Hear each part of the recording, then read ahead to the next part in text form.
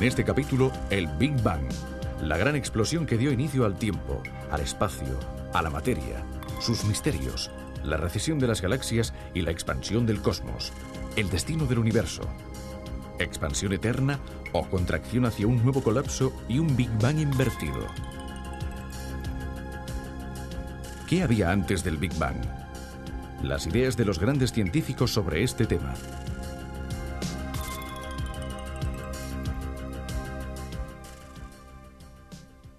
¿De dónde provienen una silla, una mesa, una concha o un mineral? Bien, todas estas cosas, al igual que todas las que vemos a nuestro alrededor, están compuestas por átomos, tan pequeños que ni siquiera podemos verlos. En los núcleos de los átomos, los protones y neutrones están compuestos por partículas todavía más pequeñas, los quarks. Pero al principio la materia no existía, no había nada de todo esto, ni átomos ni quarks. Era la nada. No el vacío, sino la nada, algo que, como comprenderán, resulta muy difícil de imaginar. Después, de pronto, como en los juegos de manos de los prestidigitadores, que de la nada sacan un pañuelo o una flor, aparecieron los átomos que dieron origen a todas las cosas que vemos a nuestro alrededor. Según la teoría que hoy prevalece, la del Big Bang, una gran explosión inicial creó la materia que vemos en el planeta en el que vivimos y también en el universo a partir de la nada. En este episodio hablaremos precisamente de este mágico momento que tuvo lugar en el origen del mundo que conocemos. Pero, ¿cómo pueden afirmar una cosa así los científicos? ¿Cómo han llegado a esta teoría del Big Bang?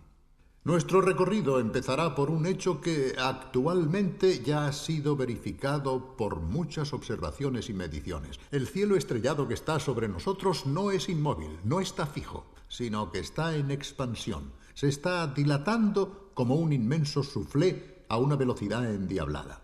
Veamos el siguiente reportaje que nos explica cómo se ha llegado a esta conclusión. Nada parece más tranquilo, estático e inmutable que el cielo estrellado. Esos puntos luminosos temblorosos que son las estrellas y las galaxias vuelven a ocupar la misma posición estación tras estación y año tras año.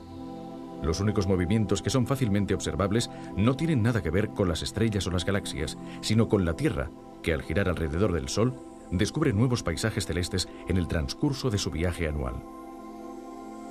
Sin embargo, los astrónomos han descubierto que la aparente inmutabilidad del universo, del que solo vemos una pequeña porción en el cielo nocturno, es una ilusión. Las galaxias y las estrellas que lo componen se alejan unas de otras a gran velocidad. Dicho de otro modo, vivimos en un universo en expansión. Pero, ¿cómo han podido los astrónomos darse cuenta de este extraordinario fenómeno? En 1927, el astrónomo estadounidense Edwin Hubble, al analizar la luz de las galaxias, se dio cuenta de que ciertas líneas del espectro de la luz, en vez de encontrarse en su posición habitual, se habían desplazado hacia el rojo. ¿Por qué? Este fenómeno singular llamado redshift o desplazamiento hacia el rojo se puede explicar con el llamado efecto Doppler de la luz. Debido a este efecto, la frecuencia de la luz emitida por una fuente que se aleja del observador se desplaza hacia el rojo. En cambio, si el emisor se acerca al observador, la frecuencia de la luz se desplaza hacia el azul.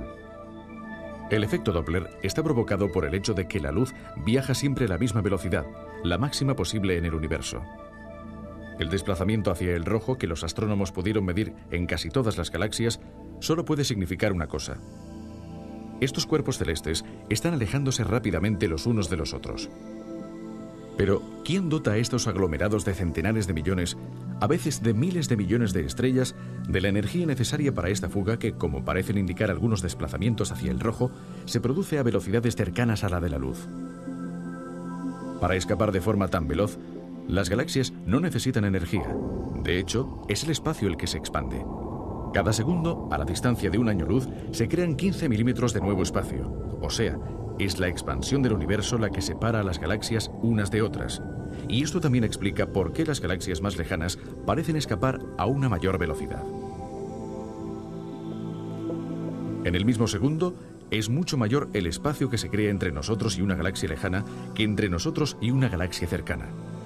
Basta recordar que por cada año luz de distancia, En un segundo se crean 15 milímetros de espacio nuevo. Para explicar cómo la expansión del universo provoca la recesión de las galaxias, veamos un ejemplo. Imagínense una pelotita con unos puntitos dibujados que son las galaxias. A medida que la hinchamos, los puntitos se alejan porque la pelotita se hincha y se expande, separando los puntos unos de otros, tal como sucede en el universo. Pero si el universo está en expansión, tal como concluyen las observaciones de los astrónomos, significa que este movimiento debe haberse iniciado en alguna parte. Entonces podemos pensar en hacer el recorrido a la inversa, ir hacia atrás en la expansión e imaginar qué pudo haber sucedido en el punto inicial. ¿Una explosión? ¿Un Big Bang, es decir, una gran explosión? Veamos con más detalle cuál es el razonamiento que sostiene esta hipótesis.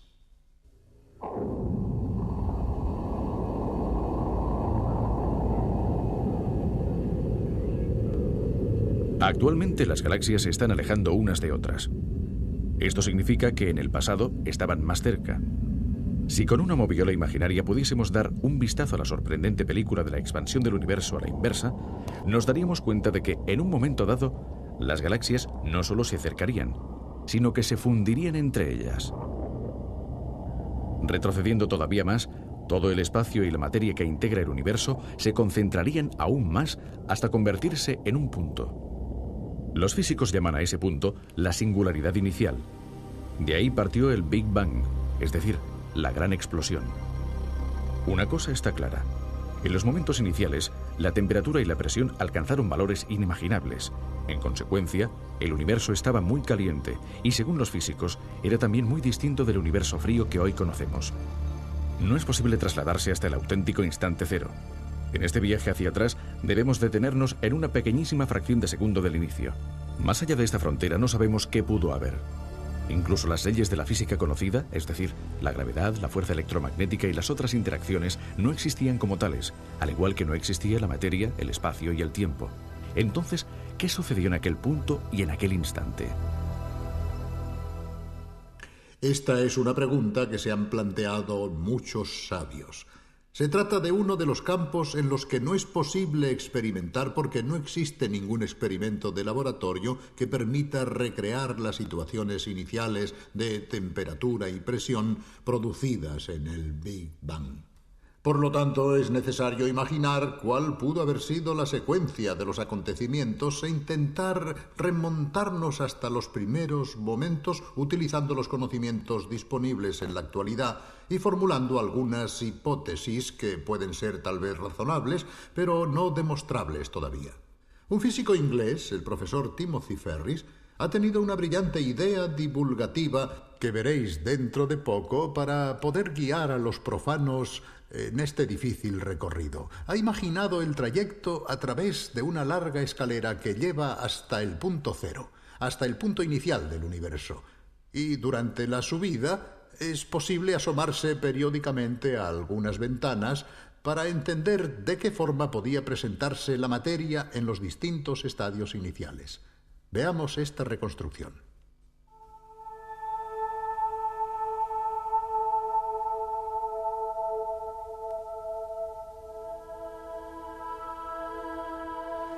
Imaginemos que cada ventana a lo largo de la escalera se abre en una época muy concreta de la historia del cosmos, cada vez más hacia atrás en el tiempo. La primera ventana nos muestra el universo cuando tenía 1000 millones de años, la siguiente cuando tenía 100 millones, después 10 millones de años, y así hasta el final, cada vez más atrás. En cada ventana sucesiva, el tiempo del universo corresponde a una décima parte de la precedente. De esta forma, alcanzaremos rápidamente el primer segundo de vida del cosmos, y como veremos, durante ese segundo sucedieron muchas cosas. Nuestra galaxia, y posiblemente todas las demás, se formaron en los primeros 1000 millones de años de expansión del universo, cuando el gas primordial todavía era lo suficientemente denso para condensarse en estrellas y galaxias. No conocemos todos los detalles sobre cómo se formaron las galaxias, pero consideramos que tenemos un buen conocimiento de cómo era la Vía Láctea en su etapa de formación.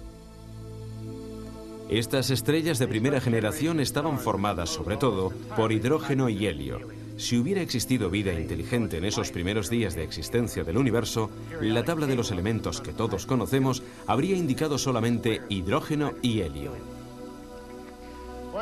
Después de haberse expandido durante casi 1 millón de años, el universo se hizo transparente a la radiación y los fotones pudieron viajar libremente sin chocar con las otras partículas. La luz se separó de la materia. De hecho, libres y sin la acción perturbadora de los fotones, los electrones pudieron unirse a los núcleos. Un electrón que orbita alrededor de un protón constituye un átomo de hidrógeno, el elemento más sencillo y abundante del universo. 2 electrones alrededor de una pareja de protones y una pareja de neutrones forman un átomo de helio.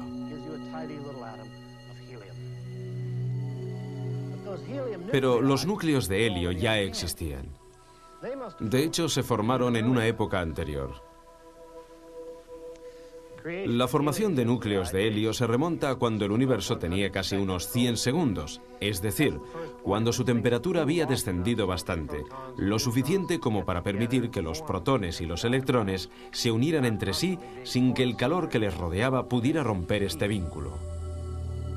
Por primera vez, protones y neutrones se unen estrechamente entre sí, gracias a la interacción nuclear fuerte, y tienden a formar tripletos. Estos, a su vez, se combinan y forman un núcleo inestable. 2 de los protones son expulsados y se forma un núcleo de helio.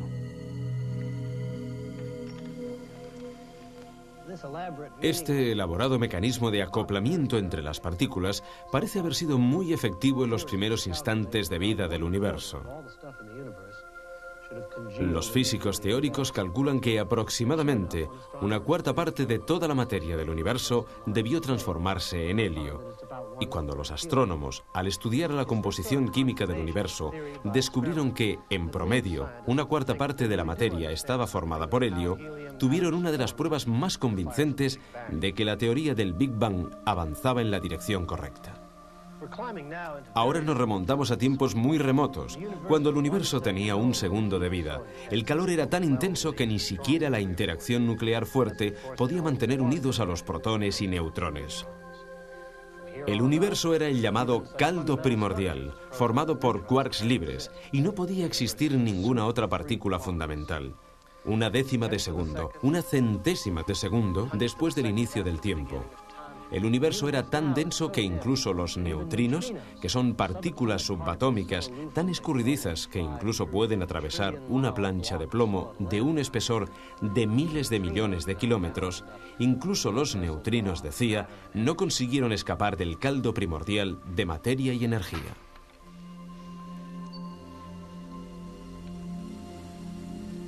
Una 1000 millonésima de segundo después del inicio, el calor todavía era tan intenso que la fuerza electromagnética y la interacción débil aún no se habían escindido y separado, y existía una única interacción unificada, la fuerza electrodébil.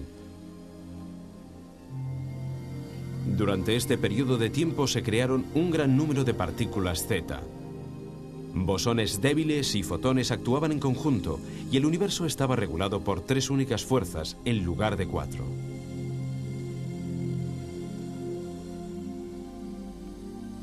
Cuando la edad del universo era una mínima fracción de segundo, exactamente 10 elevado a menos 35 segundos, probablemente la misma fuerza electrodébil todavía estaba unida a la interacción fuerte.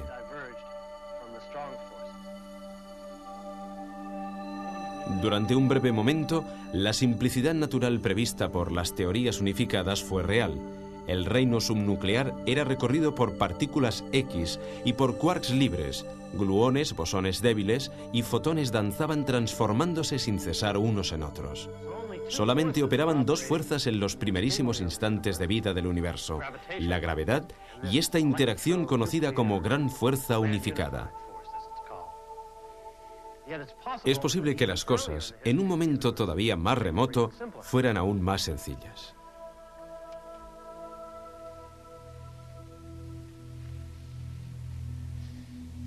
Estamos en el primer instante del universo. La fracción de tiempo transcurrida desde que el universo empezó a expandirse es tan pequeña que, para cuantificarla, sería necesario escribir, después de la coma, unos 40 ceros. El universo, es decir, todo lo que nos rodea, estaba contenido en una única chispa de energía en rapidísima expansión, todavía más pequeña que el núcleo de un átomo y regulada por una única fuerza primordial. Si supiéramos lo que sucedió entonces, podríamos entender por fin las relaciones entre las leyes de la naturaleza, entre el espacio y el tiempo, entre la materia y la energía. Por el momento, todavía no lo sabemos. Es necesaria una teoría que nos explique cómo se comporta la naturaleza en esas condiciones extremas. Se está trabajando para descubrirla y se considera que será una teoría cuántica de la gravedad, llamada de superunificación o de supersimetría.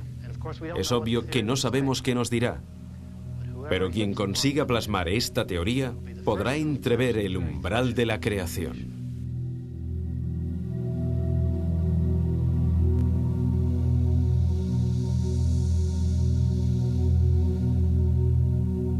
Naturalmente, no es fácil seguir este recorrido físico-matemático porque en un momento dado aparecen conceptos y situaciones que están muy alejadas de nuestra experiencia cotidiana. Por otra parte, los mismos físicos tienen dificultades para crear una reconstrucción tan distinta de todo lo que actualmente puede ser estudiado y experimentado. Pero ¿existe algún campo de la física que pueda resultar útil, por lo menos para intentar verificar algunas hipótesis? Bien, hemos hablado en Turín con uno de los más grandes físicos italianos, el profesor Tullio Regge, galardonado con el premio Einstein. Profesor Regge, ¿cómo pueden los científicos imaginar y experimentar, por así decirlo, el Big Bang? ¿Hay alguna manera de recrear, al menos parcialmente, las situaciones iniciales? La observación del Big Bang en sí misma no puede realizarse, aunque pueden verse sus efectos indirectos como la distribución de los elementos químicos en el universo, que nos da algunas informaciones sobre el Big Bang, pero ni los telescopios ni los radiotelescopios consiguen llegar a esa época. Se han detenido antes por varios factores. ¿Cómo podemos llegar a saber alguna cosa utilizando los aceleradores? En un acelerador de partículas, que normalmente son protones, estas chocan frontalmente a energías muy elevadas. La energía, según la famosa ecuación de Einstein, E igual a m por c al cuadrado, se transforma en materia, es decir, se crean nuevas partículas y se crea una gota infinitesimal de ese plasma, como lo llaman los físicos, que empapaba el universo primordial. Se trataba de una materia de altísima densidad y altísimas temperaturas. O sea que prácticamente es como hacer circular dos bolas en sentido contrario dentro de un anillo que chocan en pleno aire, como si se disparasen dos cañonazos esperando que las balas de cañón choquen en pleno aire y... En este caso crearían materia. En este caso crearían materia. Como sucedió en el Big Bang. Y también antimateria. Es más, habitualmente una de las dos partículas es un antiprotón y, en consecuencia, antimateria, y la otra es el protón.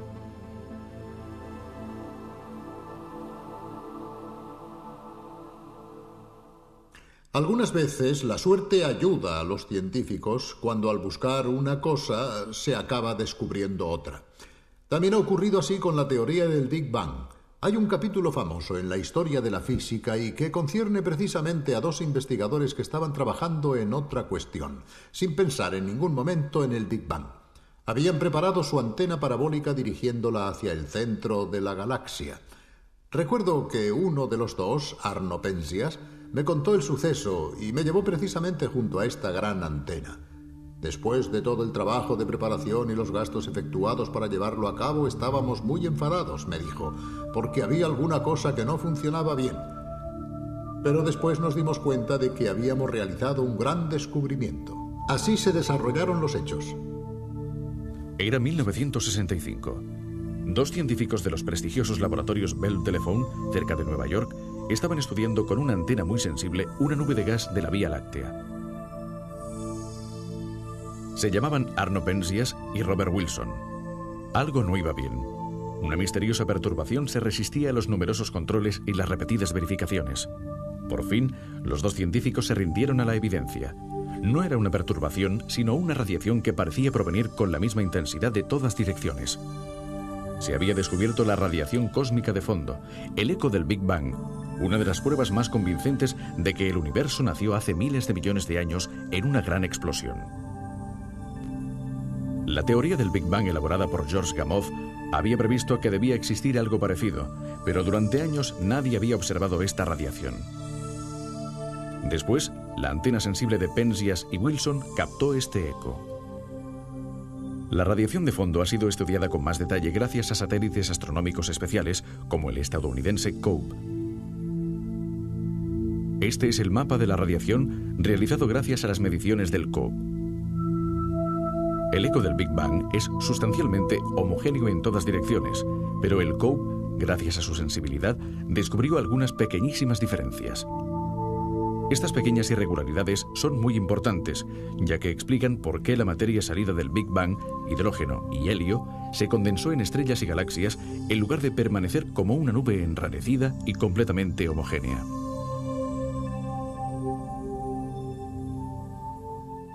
Naturalmente hay una pregunta que todos nos planteamos. Bueno, el Big Bang es difícil de describir, de comprender en sus detalles. ¿Cómo tuvo lugar esa explosión de materia y qué había antes? Aquí entramos en un terreno en el que solo la imaginación de los físicos puede intentar formular hipótesis. Uno de los científicos más creativos y geniales en este campo es el astrofísico Stephen Hawking, también famoso en todo el mundo por su gran talento como divulgador. Escuchemos ahora su opinión.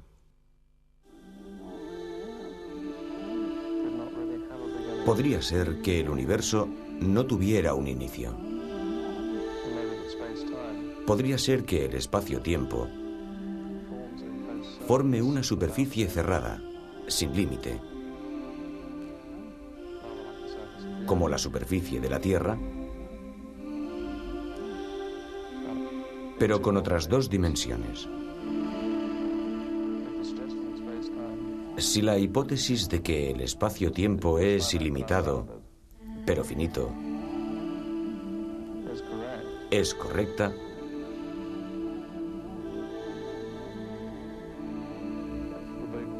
entonces el Big Bang sería como el polo norte de la Tierra. Preguntarse qué sucedió antes del Big Bang es como preguntarse qué le sucede a la superficie de la Tierra 1 kilómetro al norte del polo norte.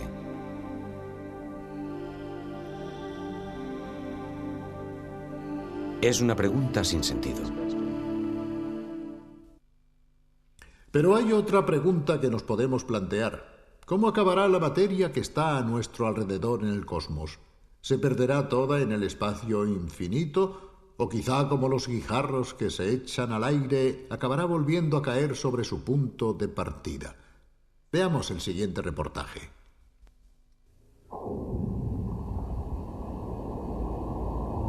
¿Cuál será el destino del universo?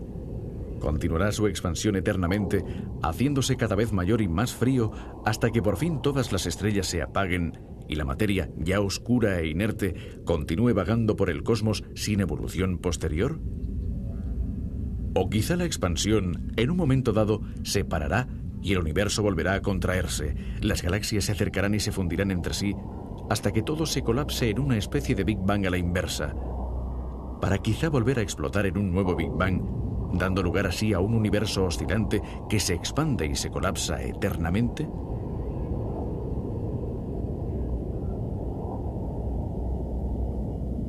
Muchos de estos interrogantes están destinados a permanecer sin respuesta, pero algunos aspectos se pueden conocer, como por ejemplo, si el universo se expandirá indefinidamente.